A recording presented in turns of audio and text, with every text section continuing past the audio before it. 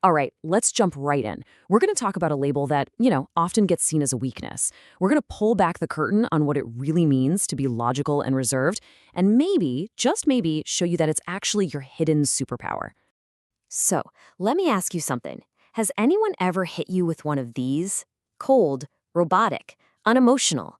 Maybe you were just trying to fix a problem and bam, someone calls you robotic. Or you kept your cool during a crisis and suddenly you're the unemotional one. Yeah, it's pretty frustrating, right?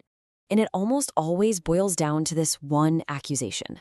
This idea that deep down, your emotional world is just broken or missing something. And man, that can sting because it feels like they're questioning your very humanity. But what if that whole way of looking at it is just wrong? And that brings us right here to what I call the cold misconception. Let's really get into why a logical, clear-headed way of living gets twisted so often. You see, the root of the problem is this huge belief that's just kind of floating around out there. Our society often puts a big premium on, big, expressive, outward displays of emotion. So when someone doesn't perform their feelings in that specific way, it's instantly seen as a flaw. Your logical thinking or your private nature gets completely mistaken for not caring. So how do we fix this? Simple. We reframe it. Let's look at this through a totally new lens, the pragmatic shield. This isn't about being cold. It's about having this incredibly powerful tool to navigate the world. It's a strength, not a weakness. The switch in your thinking is actually pretty simple, but it's so powerful. On one hand, you have the misconception, cold and uncaring. But the reality? You're pragmatic and focused. You're not empty of feelings. You're just really good at filtering out all the emotional noise to get right to what's important. So let's actually put a name to this. Pragmatic thinking. What is it? It's the ability to separate your emotions from the hard facts of a situation. It lets you take that step back and see things with total clarity, especially when everyone else is freaking out. And listen, this is absolutely the most crucial point. This is not an emotional black hole. It's actually the opposite. It's a sign of some serious emotional regulation. It is a powerful, undeniable sign of mental strength and resilience. Okay, so what does this actually look like day to day? In the real world? Let's break down some of the telltale signs of this mental fortitude. Here are 4 big ones. First, you stay objective when chaos erupts. Second, you can filter out all the drama to focus on what actually matters.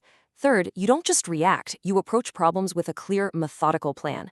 And finally, you don't feel that constant need to share every single thought. You value your own private inner world. I mean, here's a perfect example we can all relate to. Think about the holidays, right? Some people get so unbelievably stressed out.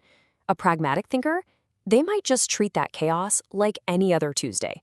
Now, that's not being a Grinch. That's an incredibly effective strategy for managing stress and crazy expectations.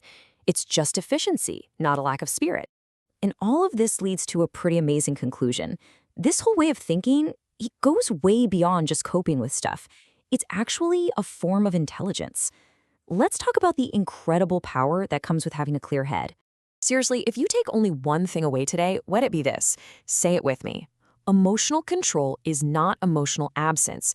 The skill of managing your feelings, of choosing when and how you express them, that is a sophisticated, high-level skill. It means you are in the driver's seat of your own mind. And hey, this isn't just some feel-good idea I came up with. It's backed by psychology. Actual research shows that this ability to untangle emotion from fact is a cornerstone of high intelligence.